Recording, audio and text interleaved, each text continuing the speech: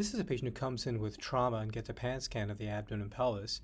So we do this with intravenous contrast, and as we scroll through it, there's no obvious signs of injury in this patient.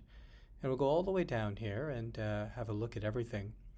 But really got to look at everything very closely over here, and as we scroll through it organ by organ, we can start to appreciate that around the sigmoid colon, there's a little bit of narrowing here and very discrete but definite soft tissue thickening circumferentially surrounding that sigmoid colon. See how narrow that lumen is over here versus how narrow it is here.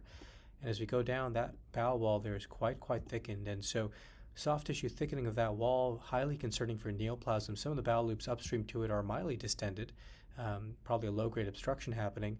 And if we look at the soft tissues around it, we can start to then appreciate some nodes within that sigmoid mesocolon, presacral fat over there as well.